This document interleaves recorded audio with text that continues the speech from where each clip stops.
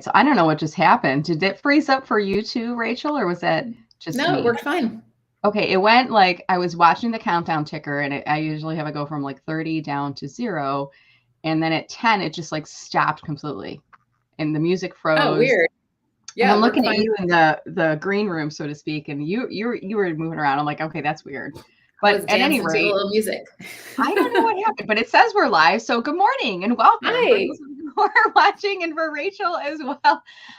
My name is Brenda Meller. I help business professionals get a bigger slice of the LinkedIn pie. And I've created this series, which in 2023, I'm calling this Enthusiastically Self-Employed, which starts out as a LinkedIn Live. It goes on YouTube, and eventually it's getting converted into a podcast. So I'm delighted to have all of you that are either listening in, watching in, whether you're live playback or maybe listening on the podcast later. And I, in the pre-show, we were kind of chatting and talking about things, and we were talking about, some of our favorite people, and Kenneth Lang's name came up. And ironically, as we were talking about you, I call him Kenneth, you call him Ken, but his comment came in like, oh, look, we've already got people waiting in. So I think we're live. If anyone is watching right now on LinkedIn, could you say, yes, you are live? Let me know if you can watch us. I'm seeing people like Sweta on here as well. This comment could be left before the live stream work. I'm like nervous. Did the live stream work? Did it pick up? And it's almost like we need like the mic tap. Like, is this thing on? Because I got a little bit of a hiccup. So I'm waiting for the audience to pop in on their comments. While we are waiting for that, Rachel, you and I have done at least one. Is this our second or third one? I think it's our third. Yeah. I was going to say, I feel like, I don't know if you ever watch SNL, but they would have like the celebrity co-host come back. Do I get the 5-time jacket? You're when like I come on from... the Chevy Chase of the 5 times. Like you're in that club already. Okay, it looks like people are saying yes, they are live. So it looks like the live is living. So that's a good thing. All right, awesome. So at any rate, Rachel, you and I feel like we've chatted on LinkedIn Live. We've actually called each other and talked on the phone a few times too, and been support for each other on the sidelines. And I'm hoping we'll get the chance to meet. I know you're going to New York, and there's a couple of fellow LinkedIn trainers and coaches that are meeting up, and I'm probably see if I can swing it too to meet you in person, because that would be as late. But I feel like I know you already in person. So I know you, Rachel, and I know that we work in a similar space. Now, there may be people going, Brenda, you're crazy. Why are you bringing your competitors onto your show? Well, let me tell you, my friend, I do not believe in competition. I believe in the approach of co-opetition. I first heard that term from Terry Bean. He heard it from someone else, and someone will tell me it was somebody in the 80s who said it. But anyway, co-opetition. I believe in surrounding myself with people like Rachel who do similar work, because we learn from each other. And on that note, Rachel, there are people that are watching this that are just getting to know you for the very first time. So could you take a few moments, tell us about yourself? Who do you help? What do you help them with? And what is your business all about? Sure. Well, and it's always great to be here. And I mean, I completely agree. It's like I've learned so much from you over the years, and I don't think my business would be where it is without the community of LinkedIn trainers and just awesome people. I'm Rachel Simon. I'm based in Atlanta, Georgia. It's a beautiful day here, unlike the weather you're having in Michigan. I have a company called Connect the Dots Digital, and my focus is on helping individuals and teams really utilize LinkedIn in all of its amazing and wonderful capacities. So my focus is really on positioning, getting people positioned properly so that when they go to utilize all the other features and tools, they are going to be more successful because they've got that great foundation built. So I do a lot with profile writing, but then coaching and training my clients, whether that's one-on-one or in a group, to really understand once you have your profile, then what happens, right? Because we're not done once we get that profile in good working order. And, all around just like LinkedIn nerd and a big super fan. And it's a fun place to meet people and really, I think, be able to hit your personal and professional goals. Absolutely. And there's so many, when you talk about fabulous people surrounding yourself, there's so many great people in the audience right now. Jeff Young, we saw Sweta Regmi that was in there. We saw Kenneth Lang, Christopher Johnson, Susan Davis, so many names that are familiar. And I did go through and kind of invited a lot of the people that I previously published the LinkedIn Rockstar list and published, or invited those folks to come out and join us for the discussion today. And Rachel and I both, do some work with LinkedIn, but today we're here talking about the lessons of being an accidental entrepreneur. And when Rachel and I were first talking about this discussion, I said, let's talk about something different. Let's not talk about LinkedIn, but let's talk about something that can be helpful to individuals, whether they are self-employed as a coach, consultant, speaker, and or author. And Rachel said, well, let's talk about these accidental lessons of being, or rather lessons of being an accidental entrepreneur. So Rachel, what advice do you have to share, and what stories do you have to share with us? Yeah. So,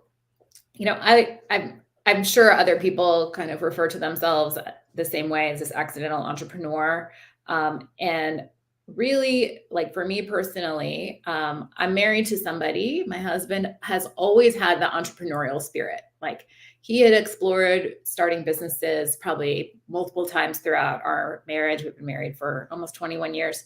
And I was like, I really like my comfy little job. Like I worked in nonprofit for 15 years from the time I was in my early 20s, and I really liked it. I liked the community. It was great. And he was the one who kind of planted the seed. And so I think my first lesson is you may not see it in yourself. Like you might need somebody else to see that possibility and what you could potentially be bringing out to the world, because we get so comfy in our, where we are. And sometimes it can be terrifying to think about leaving a comfortable, safe little space, right? Like your nice little warm bed. You don't want to get up in the morning. But you need somebody who sees that in you and that plants that seed and gets the wheels turning to think, maybe I could do that. So tell me, I mean, I'm sure there's a couple of people in your past that did say, hey, Rachel, have you ever thought about, starting your own business or doing this on your own? And maybe you said, you're crazy. Can you think of any of those people you want to give shout outs to right now? I mean, truly, my husband is the one who put me on the path because, at the time, I was working part-time nonprofit. My kids were, in early elementary school. So I wanted to be working and having that flexible schedule so I could pick them up at the end of the day. And, at that age, there's like a million activities. You got to get them here and there. Yes. And, anybody who is a nonprofit knows that when you work part-time in nonprofit, you're not getting rich from it. Yeah. It's wonderful, meaningful work. But at the end of the day, it wasn't, I wasn't bringing home that much as far as my salary was concerned. And so my husband was like, you could be doing marketing consulting and easily make up your salary. And I was like, well, who would hire me? Like, why would anyone hire me? I think that's really a common thing that a lot of us hear at the start of our business is we don't have the confidence in ourselves, or we have the self-doubt. Who would hire me? Who would pay for that? And it sounds kind of even overwhelming, doesn't it, at the beginning, Rachel, like finding clients, finding people who are willing to pay for your services, right? Oh my gosh. So terrifying. That's why we had this initial conversation in like February of 2015. And I literally laughed at him and I was like, you are out of your mind. Like, you're crazy. Why would I do that? There it is. You're out of your mind. You're crazy. Right. And I had a few of those too. It wasn't my husband. My husband for me was after the fact. He said, why are you doing this? You're out of your mind crazy. But I'm like, but it's working. But it was other people. So was your husband self-employed at the time too, or was he working in a corporate job? He works for a healthcare strategy firm, like a smaller, at the time they were small, they've grown. But again, he always had that entrepreneurial like oomph. It took me several months to work up the nerve to even consider it. And then when I decided to leave by May or June of that year, telling my boss was really scary. But our fiscal year was a July 1 start. And so I decided, I'm going to be done at the end of the fiscal year. So June 30th, 2015 was my last day of being an employee. And July 1st was my first day of whatever was going to happen was going to happen. Your hiatus or your transition into exactly. The new path, right? So another lesson I would share is your network is essential. And so the reason I say that is a couple of days later, like the first week of July, my kids at the time went to sleepaway camp. And so the camp that they went to in Atlanta, it was like a whole big to do when you drop them off. Everybody brought their kids to the buses, this big parking lot, and it was a big, reunion in the Jewish community in Atlanta. Mm-hmm. And I ran into a friend that I'd known for a while through the Jewish Community Center preschool. And, and he's like, oh, what's new? What's going on? I'm like, well, I just left my job. I'm going to start trying to do marketing consulting. And he said, oh, he knew I did like social media and email marketing. Not really, but kind of. Yeah, and right. He's like, I might have a client for you I could bring you in on. And he literally brought me in on a client within the week. And this is dropping the kids off at camp. Yes. This is not you advertising or selling or trying to pitch people on LinkedIn. No. It was like a conversation, right? A conversation with somebody who had known me for many years and who, kind of understood who I was, what I knew how to do. And it was like right place, right time.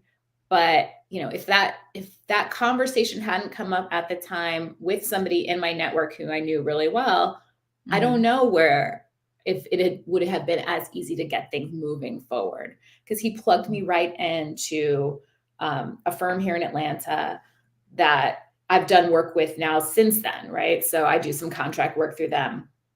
But that really got me going. And that first client I worked on is how I started working specifically with LinkedIn. So it was all kind of worked in this, interesting path that I would never have imagined. So I think it's, another lesson would be just be open to see what happens, because you just don't necessarily know. You may think your business is going to be this, and it could go in a completely different direction. And that's a really interesting point too, because I feel like there's a lot of us when we first start, you either do a lot because you offer a lot and you're waiting to see who bites on what offer because you're trying to bring income in, or you wait and in your case you're like, well, what are people asking me for, and then can I do that, and then can I deliver on it? So was it for you? Was it more driven by what people were asking for, or was it starting with a menu of services and then refining it for you as you went on? Yeah, so this specific case was, I was brought in again through my friend to help with email marketing, because for a couple of months I had been managing the emails through the organization I was working for. And I'm not an email marketer. I can make a really pretty email in MailChimp, but like, I'm going to challenge you on this though, because there's people that are watching that are truly not email marketers. And there's probably like almost like a spectrum of your expertise as an email marketer. There's people that aren't even on the internet that don't know how to do anything. And there's all the way up to professional email marketers that's all they do for a living. And I would imagine you probably were someplace in the middle. You had experience doing them, but you weren't just an email marketer. Correct. Yes. So it was more of like, creating automations, doing any of that stuff. Like, yes, I can make a pretty looking email in MailChimp and know best practices to get people to open it. But the fancy back end stuff is not what I really knew what I was doing. But they brought me in to do some email marketing. And in one of the emails for this, it was a telemedicine company here in Atlanta. They wanted to include a call to action to connect with their CEO on LinkedIn. Okay. And so their CEO had been in his industry for his entire career, 30 plus years, really well respected, great reputation. I took a peek at his profile because I'm like, let's just see what we're working with. And he had 12 connections. Whoa! I was just talking about this the other day, how I kind of look at, I don't know about you, but the 500 plus is probably the threshold. But connect with our CEO, you click to go to his profile and he's got 12 connections. I would imagine for a lot of people, the first reaction is this the right profile? This can't be him. Is that fair to say? It was complete. It was a profile that had most of the boxes checked. Okay. But, I very politely went back to the, client and said, here's the thing. If we put that in an email, no one's going to connect with him because it's obvious he doesn't use LinkedIn. I mean, Right. he's got 12 connections. Were there even 12 So employees at the company, or were there more than 12 yes, employees? yes. I Okay. mean, so he wasn't connected with his team, with his clients, even like his, college friends. I mean, the Right. basics, the basics. So I was like, how about we spend a little time building up his network, just getting to a more respectable number. Even 300 would be better than Right. 12. I mean, Something. 12 Yeah. is like 100. I'll take 100 over 12. 100, right? And so that's really where it all started, is really Yeah. starting to build his network. And then, I was a part of a team on this client. And so someone else on the team was like, why don't we start having him share some content? So we started with the content, and then we started with some messaging, because they did lots of conferences. So we'd send messaging, hey, it looks like you're going to blah, blah conference. Again, this was in 2015. So some of the rules of engagement have changed since then. So strategies that we were doing then may not be the best ones to do now. But after a year, they had closed 8 new clients simply through his engagement on LinkedIn. And so for me, I was like, all right, then. Did you want to do a little bit of like this? I'm patting myself on the back right now. A little bit. And then I had started, kind of diving deeper into LinkedIn stuff, finding different, people to follow. And a lot of the strategies and best practices that people were recommending were things that I was doing with him. So I was like, I must be on a kind of on the right path here. And then started kind of trying to build this out with more clients. Yeah. And decided to fully focus. Yeah, go ahead. Oh, go ahead. I was just going to say, going back to this point, you said this earlier, and I'm like, we're coming full circle. Be open to see what happens. And what I heard you say is they came to you and they said, send out an email to grow our CEO's presence. And the end game, what they were really looking to do was probably to support thought leadership, ultimately business development to grow the business. And they thought the solution to that was sending out an email to grow his network. And you, as an expert, as a consultant, took that step back and said, wait a minute, if the goal is this, sending out an email is not going to do it, because you knew what people's reactions were going to be getting that email and clicking on it and seeing 12 connections. So you said, bigger picture, here's what we need to do. We need to have a whole strategy in place and build up his presence and then he got, was it 6 or 8 clients you said over the past? I think it was like 8. It was a significant amount of revenue for their company. And I had to believe the ROI was pretty good for them. For sure. Oh yeah, for sure. Yeah. I mean, and again, I was working with we were basically like this marketing firm that I was working with on this client was basically like their external marketing department. So there were multiple functions. There was a lot of PR going on, a lot of trade shows, things of that nature. But the LinkedIn piece became a really important part of their marketing strategy for several years. I decided in 2018, I'm like, this is what I'm going to focus on. I'm going to lean into LinkedIn, right? Exactly. And here we are.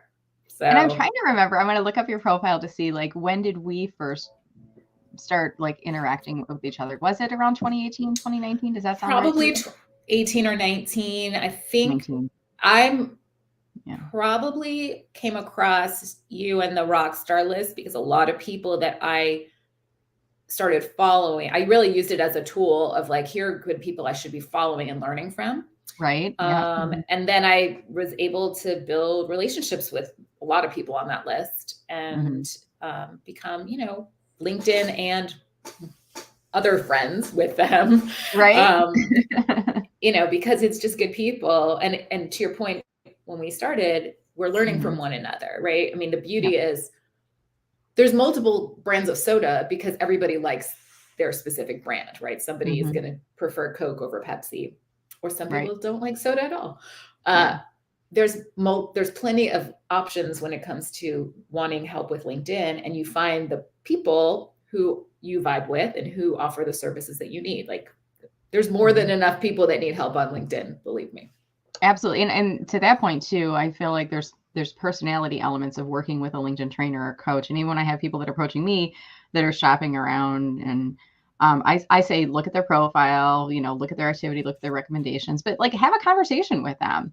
because you might feel like you get into that conversation and you like the more direct approach of somebody who's based in New York, or you prefer somebody who's more Midwestern, or, in Atlanta, very friendly person. Like, there's different personality fits, but I agree with you. We're of this abundance mentality. There's more than enough work going around for all of us. And we're here today, if you're just popping in, talking about lessons of being an accidental entrepreneur. We've already gotten some great advice from you, Rachel. What else would you offer for us? Yeah. So it's hard. This is not an easy road. I think the idea of I'm going to work for myself and I am going to, I make the rules. Yeah. I'm in charge. I'm in the driver's seat. You are, but also you're in charge and you're in the driver's seat. Like there are ups and downs, and I don't even know. Right now, yesterday, I was just so not feeling it. Like, you ever have those days where you're like, I am just not feeling it? I get those usually in the afternoon, and it's usually like 3:00 on. And I think part of it is like my caffeine has worn off. I really am super productive from like 9 to 2:33. And then my energy tanks. And after that, I'm like, what am I doing? I don't know. It's like a time of day thing for me, but sometimes I think it's like weather induced, or sometimes it's even like what's been leading up. Like if I've had a big event or something, my energy's feeling kind of dry, or my revenue's down. I think that affects things. I don't know. Are there certain things that you feel are triggers for you, Rachel, when you look at that? Or I think sometimes it is feeling like I'm not hitting the goals that I set for myself. Yeah. Sometimes you've got some months that you're crushing it, and other months where it's a little harder to close those sales. And just a lot of stuff going on. I mean, I know we both have seniors in high school. Like my end of year stuff is ramping up. I mean, our graduation's like the end of May. And so my focus my focus is split in different places, because I'm trying to do all of that stuff for all of the end of year graduation hoopla. And that's stressful too, because it's kind of like where, as a parent, like you raise them from these teeny little babies. And I was just looking I've got like shadow boxes of my kids, like onesies when they were newborns, and they're tiny little socks and footings. And now I look at my 18-year-old son, and he's at the point where we're raising them to be independent, and hopefully in the next couple of years he'll be moving out of the house and getting on his own. But it's like it's a bookending. Like when they graduate high school, it's like all the things that we've done. And there's a lot of things, graduation and prom and planning the graduation party and doing all these other things. But I think also it's the emotional. Yes. Like, not that my work here is done, but it's like, it's definitely a big line in the sand. And emotionally, it's sad too, right? Because our babies are not our babies anymore. No, my baby towers over me, and, is going off to college in a couple of months. I mean, and this week he's played baseball since he was 4 years old. And this is like his final week of ever playing, structured baseball, because he's not playing in college. And so there's a whole heck of a lot of emotions. I will be talking about that later so in a post, I'm sure. But there's just, so things like that, I think, just drive my focus off sometimes, but it's okay. And I think that's what's important, to give yourself grace and recognize that, like, if you're not feeling it, you're not having a focused time, maybe you need to go take a walk, or, step away from your computer, unless you have some deliverable that you have to get done at a certain point. But, it's okay. And I think on the other side of that is also making sure, when you work for yourself, that you do give yourself those adequate breaks, like setting some rules to say, you know what, on Saturday or Sunday, I'm not looking at my computer. Like, I'm giving myself a day off. I'm not doing any work, because you could work all the time if you wanted to. I mean, I know if you work for a company, you could work all the time as well, but the pressure's on when you're the one generating the revenue for yourself. And I think there's two elements of that too, Rachel, and tell me what you think, if you agree or not. But the one element is, the more work I do, the more revenue I generate for my business, or the more opportunities I create to generate revenue for my business. The other part of it is, I love my job. So honestly, it doesn't feel like work in the same way that it felt like work when I was at corporate. So if when I can do something and work with somebody to help them with LinkedIn or do a training or launch a course, and I get like this this gratification out of that I didn't get. It's not, I don't want to say it's like addictive, but it kind of is. So is that part of it for you too? I mean, you're drawn to it because you want to grow your revenue, but you're also drawn to it because you like the work that you do. Yeah, I mean, you have to love it. If you're gonna work for yourself and you don't love what you're doing, like, why are you doing it? I mean, Yeah. I think you have to love it and feel satisfied with what you're bringing to the table, that you're adding value, helping your clients get where they need to go, because it is extremely gratifying. I mean, otherwise, you know, we could all go out and find a job and not have to Mhm. have the pressure of doing it ourselves. Yeah. Um, so I think it's it's great. I mean, I don't know if I could be such a good employee anymore. Do you have those moments like every once in a while I'm like, oh, it's sometimes it feels like it's a grind, or you have a situation where you're either chasing after someone, you're sending out a proposal and you're getting ghosted, Oh, it's the worst. there's different things that are happening. You're like, I don't know. And I have like, it's like half a second and then you'll see like an ad for a LinkedIn job and I look at it and I'm like, nope, absolutely not. I used to I was starting to call the show enthusiastically unemployable, which meant you could get a job, but you love being self-employed so Yeah. much that you are unemployable. You would never take a job. But now I call it enthusiastically self-employed because I think it's a little bit more clear to understand. But do you get those moments too, like half of an inkling and you see a job post and then you look at it and you're like, absolutely not? Do you have Yeah. those moments? I definitely don't think I I mean, maybe never say never. You never know. Like, Yeah. maybe some amazing job will come up and Yeah. it would be the right fit. But I think that, having that ability to kind of chart your own course, and there's a lot of value to that, and to be able to pivot and shift. And, for a lot of my business, I was focused on working with individuals for the most part. And, this year I'm shifting my focus because I want to be focusing more on teams. I think there's a real opportunity within companies for Mm-hmm. companies to invest more in helping their teams understand how to use LinkedIn to help support the overall company goals and strategies. Mm-hmm. And so the ability to say, I'm going to shift my focus. I want to Mm-hmm. do more speaking. I want Yep. to be, at more conferences. You are in charge and you are the one who can put those plans in place in order to achieve those goals. At the same time, you're the one in charge and you have to be the Right. one to achieve those goals. It's almost like there's this meme that's floating around, and it's one of the mom sites on Instagram where it says something to the effect of, when it's 5 o'clock and mom hasn't made dinner and you're hangry, you're hungry and angry, and then you realize you're the mom, like you got to do the work for it. And I feel like it's the same time. It's just in some aspects, it's the same way when you are self-employed and you're like, why am I not successful, or why am I not there yet, and why haven't I gotten all these clients? And then you realize, oh, I'm the one that needs to do the things to make myself successful, to get the accounts and to get the new clients that are coming on, right?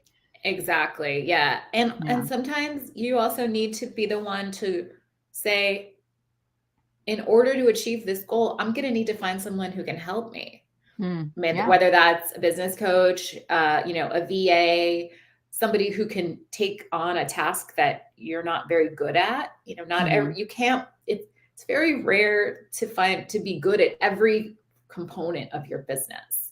Yeah. You could be functional at every component, but you may not be, great at it. And so what are the things that you need to find some support with so that you can achieve those goals, and to not be afraid to seek that help?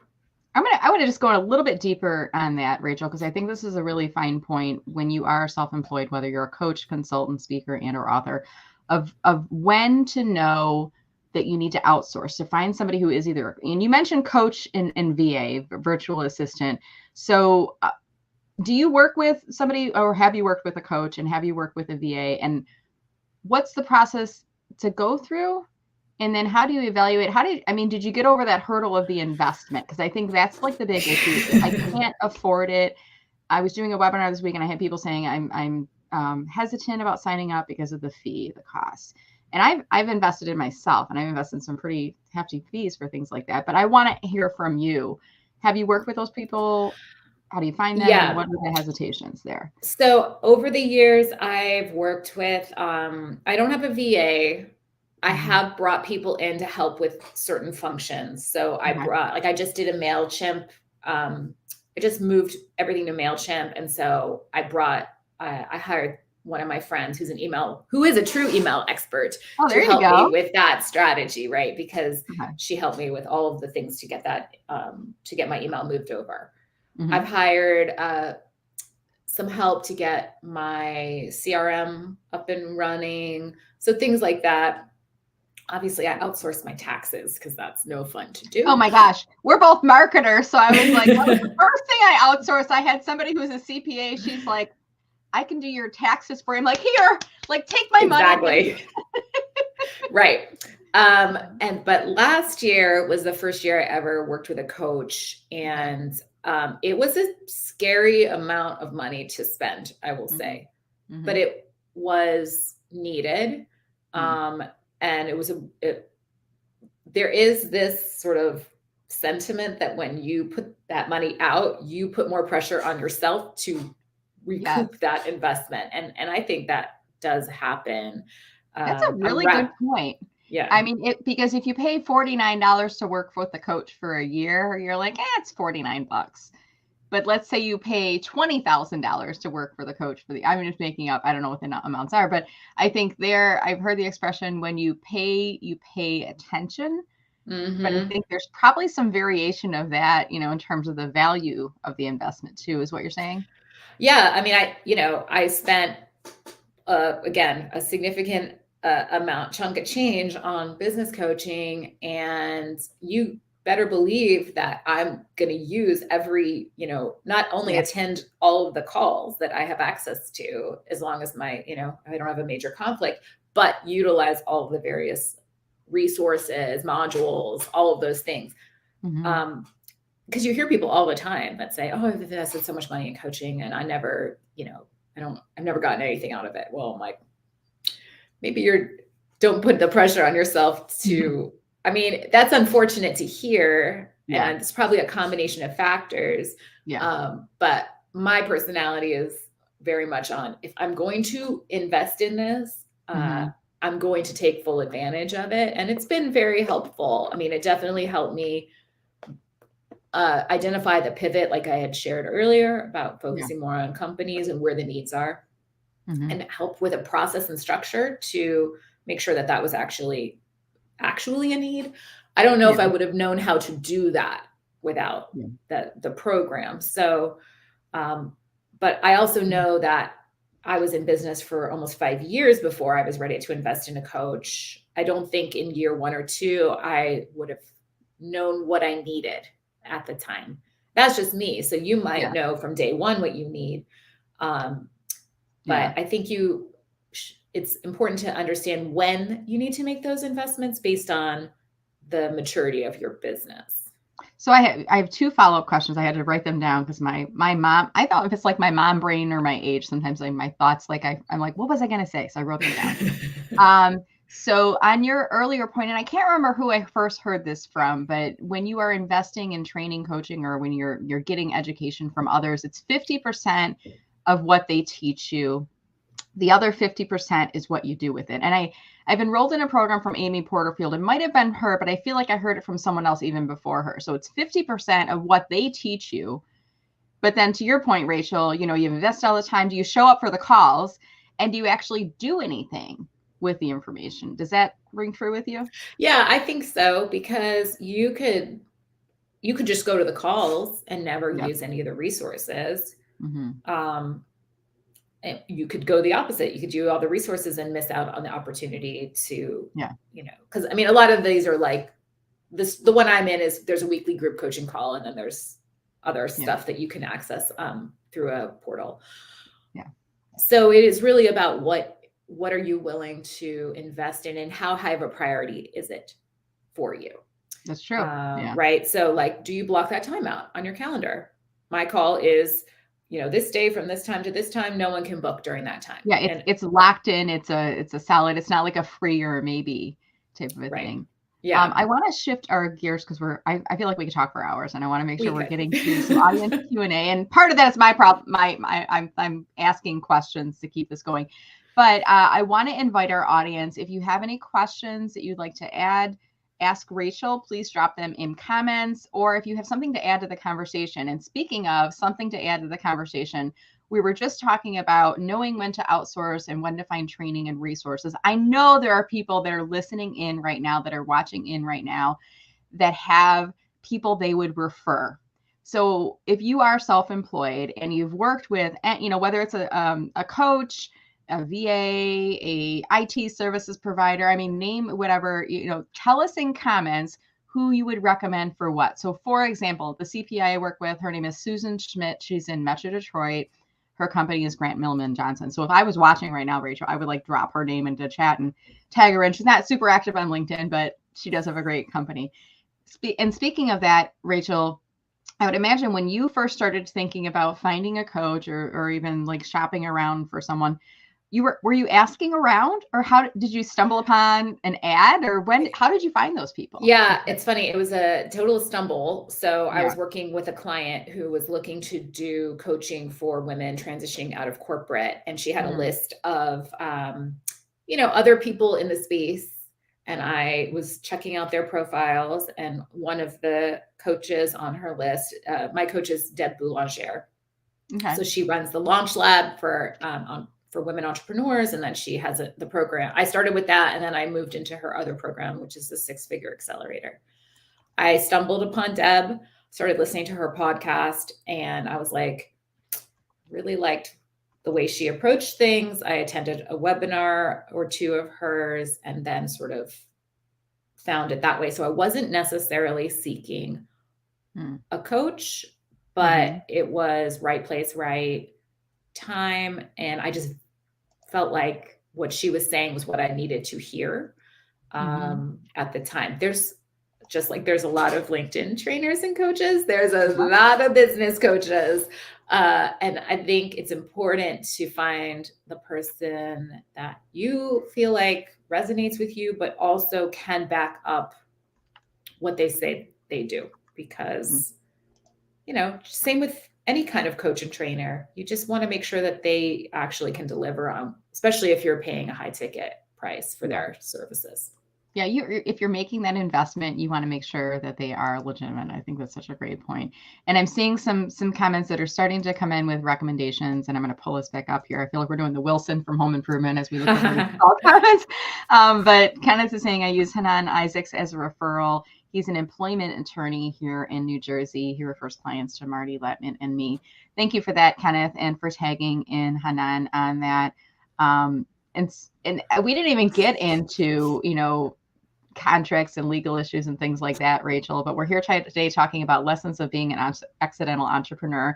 I'm sure you probably learned a little bit about what's needed over your years as well in terms of contracts and NDAs and invoicing and things like that too. Yep. Always learning. And it's always different. Every client is different. So, but having clear expectations is always a good thing to ensure that everybody let me is ask you this, and again, I'll encourage our audience, if you have any questions or comments, don't be shy. And if you've been watching and you haven't left a comment yet, just go into comments and say hello from, and you can tell us the name of the city that you're watching from. That lets people know that you're here. And by the way, it's good for visibility for you when you do that. But I want to ask a question, Rachel. Looking back, today is 2023, and you said you started your business back in, was it 2015, 2016? Yeah. Am I remembering correctly? 2015. If you were to give advice today to Rachel Simon in 2016 that could help her to be more successful as an entrepreneur, what would you tell Rachel? Oh my gosh, that's a great question. I think it would be probably to outsource sooner. Don't hesitate to outsource, because not only does it help you as far as running your business, Mhm. But there's also a lot of tax benefits as an independent, as a LLC or whatever, however you set up your business, because the lower your net income is, the Mhm. better it is for taxes. So don't be Right. afraid to invest because it's going to benefit in multiple ways. And I It's think that almost was like when you something I work was in afraid corporate, of. I feel like sometimes we need to make the analogy. When you work in corporate and you contribute to a 401k or a health savings plan or anything like that, it reduces your taxable income. So you're actually not, if I'm just making this up, if you're contributing $75 a month, it doesn't reduce your paycheck by $75 because the tax implications are a little bit different, right? Right. Yes. So speaking of, we were talking about corporate, and here's a question from Susan Davis Keenshirf. Thank you, Susan, for watching us today. She says, do you have insurance for your business? If so, what kind? I Anything you want don't to have insurance. I think I'm registered as an LLC. And I mean, I think when we were incorporating, that felt like all the protection that we really needed at the Yeah. time, because I'm not really dealing with like do or die kind of Yeah. stuff. Mhm. But that's a great question. So I think it's also being able to know, when do you need insurance for your yeah, company? it's a good point. And I think like Susan, and by the way, Rachel and I are here for entertainment and information. We are not legal Yeah. practitioners or anything like that. But I want to say, talk to your CPA for that, or if you have an attorney, talk to your attorney. I use a service called Legal Shield, which I pay like I think $50 a month. I got grandfathered in under my husband's former employer, and gives me access to attorneys that I can reach out to once a month, or however many times I want a month, and ask them questions. And this would be one of the questions, like talk to somebody who would know the answer for this. So if you think about, do you need insurance? Why would you need insurance? Well, in case you don't want somebody to sue you. So talk to somebody who's a lawyer and say, where might I have some liability that I need to have some insurance in place for. For me, when I first got set up through Legal Shield, I kind of asked the question, and I think they even had like an online questionnaire, and they said, "What's your business, and who are you dealing with, and what are you doing?" And they came up with a couple different policies. There's like a business liabilities policy, errors and omissions. Because of the state of Michigan, I have myself and my two interns. I have to have workers' comp insurance, which seems kind of silly because I'm self-employed, but I have to have that in place. And there may be other things like cybersecurity insurance if you're dealing with things like that, Susan. But I would say, Rachel and I are not lawyers. We are marketers. We But also I do would not play say, them on TV. So, right? And we don't play them on TV. I don't know. But I would say talk to somebody who would know and could ask you those questions to get to where could there potentially be some liability for your yeah. And business. that's a great question. Even, Yeah. for me, I think to go back and think about, well, do I need to reassess that? I Yeah. mean, I mean, I and think that's, if you talk to any insurance agent and you ask them, do I need insurance? They're yes, going to the say, answer is yes. absolutely. They're going to say, what can I tell you? It's kind of like I got a call from my cell phone company yesterday, and it's the business plan that I'm on. And once, like once a year, they'll call me, and I got on the phone with them, and they were there to sell me up. And I usually get on the call and I say, can I reduce my expenses at all? And they're trying to like upgrade and upgrade. I'm like, nope, I'm done. Speaking of the resources, SCORE, Kenneth Lang mentions this. SCORE is a great free resource for small business owners, and I believe they're national, if I'm not mistaken. Do you have any experience working with SCORE, Rachel, at all? No, I'm going to check those out.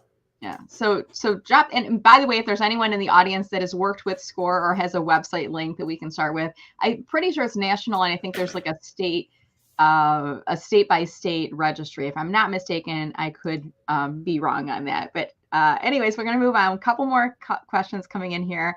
David. Oh, David. Hey, David's watching from Dallas, Fort Worth. I know it's bright and early there, David. Hope you're having good weather down there. And then Susan just was saying, was curious about personal experiences. Appreciate the insight. Thank you for offering that, Susan, and for joining us here. So yeah, I think there's a lot of things, and we're here talking, we just got the tip of the iceberg of lessons of being an accidental entrepreneur. And there's so many things that you can learn on your path to being self-employed. Oh, now they're starting to come in. Tamika, thank you so much. SCORE is national, and they are great. They're free. I think that's a huge benefit. Yeah, Kenneth for dropped sure. isn't he affiliated with SCORE in some way, Rachel? Am I remembering correctly? I No? can't remember.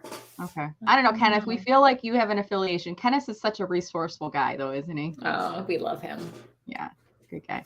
All right, Rachel. Well, I'm going to start to wind down our conversation today. And we were talking today about lessons of being an accidental entrepreneur. I want to just quickly share your LinkedIn profile up on screen.